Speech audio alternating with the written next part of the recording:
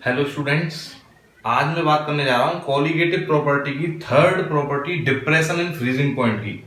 तो सबसे पहले हम ये समझ लेते हैं कि ये फ्रीजिंग पॉइंट होता क्या है।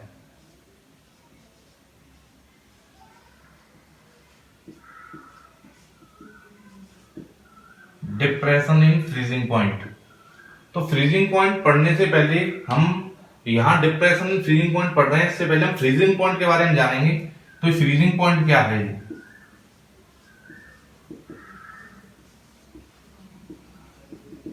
तो सबसे पहले इसकी डेफिनेशन जान लेते हैं।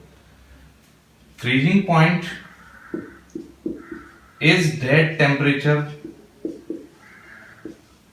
of any substance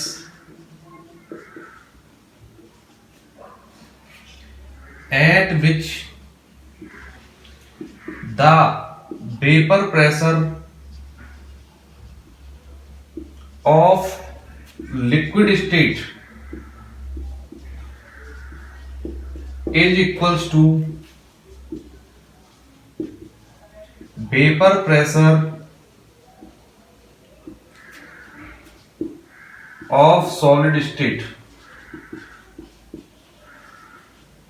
तो देखिए, freezing point is that temperature. Freezing point किसी भी सब्सटेंस का वह टेम्परेचर होता है जिस टेम्परेचर पर लिक्विड का vapour pressure of the liquid, जो लिक्विड का वेपर प्रेशर होता है वो vapour pressure of the solid के बराबर हो जाए।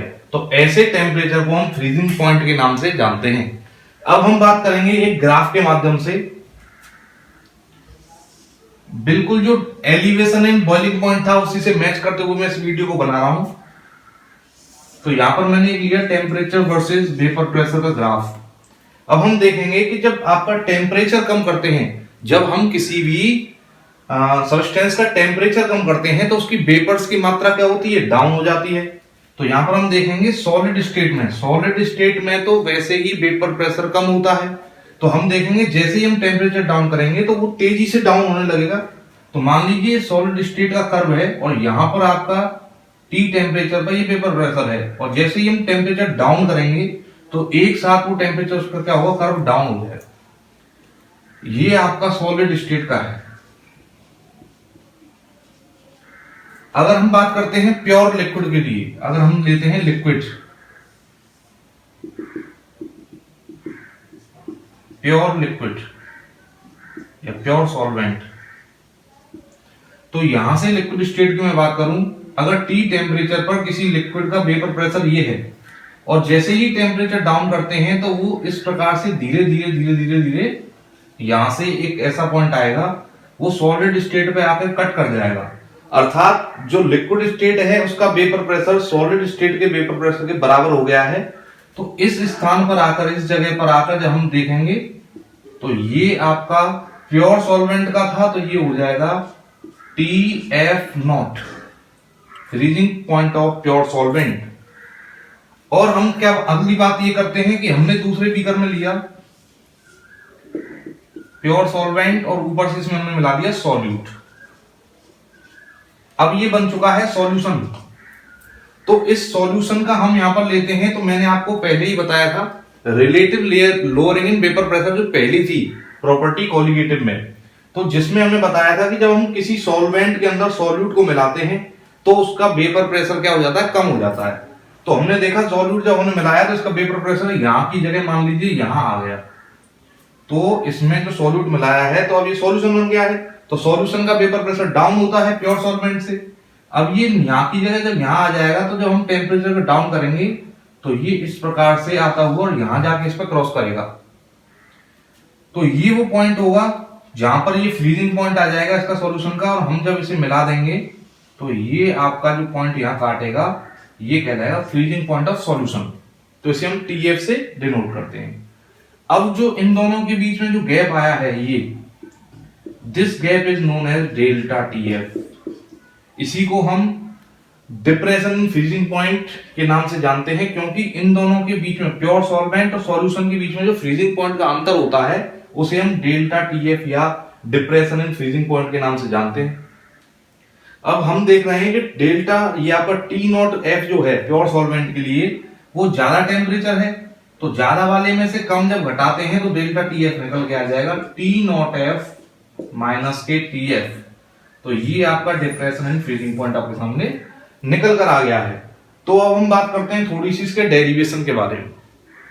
देखिए यहां जो वेरिएशन आया है वो किसके कारण आया है, पहले जो प्योर था उसके बाद हमने इसमें सॉल्यूट ऐड कर दिया, तो जो वेरिएशन जो आया है वो केवल सॉल्यूट की कंसंट्रेशन के कारण आया है। तो यहां हम देखेंगे depression in freezing point delta T F is directly proportional to concentration of solute. और जैसा कि मैंने आपको कल बताया था कि जो आपकी जो कंसंट्रेशन में जो चेंज आता है तो उसी के कारण ये क्या होता है, इसमें चेंज आता है। तो यहां पर हम वो वाला फैक्टर लेंगे, वो कंसंट्रेशन लेंगे जिसमें टेम्परेचर इंडिपेंडेंट है या टेम्परेचर का कोई फर्क नहीं पड़ रहा है। तो यहां पर हम मोलेलिटी लेने वाले हैं, तो डेल्टा टी एफ प्रोपोर्शनलिटी का साइन हटाएंगे तो ये आ जाएगा के एफ और ये मोलेलिटी इंटू एम। तो ये आपका न्यूमेरिकल सॉल्व करने के लिए डिप्रेशन एंड फ्रीजिंग पॉइंट का फॉर्मूला बन गया। अब हम देखेंगे जो एम है यहाँ पर ये मोलेलिटी है, MOLALITY मोलेलिटी। मोलेलिटी हम जानते हैं number of moles upon weight of solvent in kg. So इसे हम इसको फर्दर खोल देते हैं तो ये हो जाएगा delta T F equal to K F into number of moles, इसका हो जाएगा n upon weight of solvent in gram. तो यहाँ 1000 का मल्टीप्लाई कर देंगे, ये फॉर्मूला निकल के आता है। और इसे यदि हम और खोल देते हैं नंबर ऑफ मोल्स को तो ये आ जाएगा delta T F is equal to K F into n given mass of solute upon molar mass of solute W gram. तो यहां लिख देंगे आप W ग्राम, अगर ग्राम में है तो यह 1000 का मल्टीप्लाई हो जाएगा और ये हो जाएगा आपका सॉल्वेंट।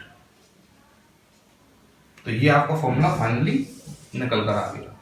इसको कहते हैं हम delta T F equal to depression in freezing point.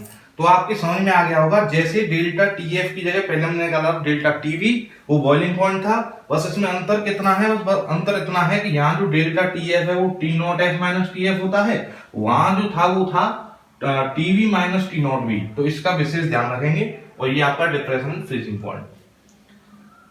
आशा करता हूं आपको वीडियो समझ में आई होगी और इससे आपने डिप्रेशन फ्रीजिंग पॉइंट पूरी तरह समझ लिया होगा। ऐसी वीडियो आगे देखने के लिए चैनल को सब्सक्राइब करें। धन्यवाद।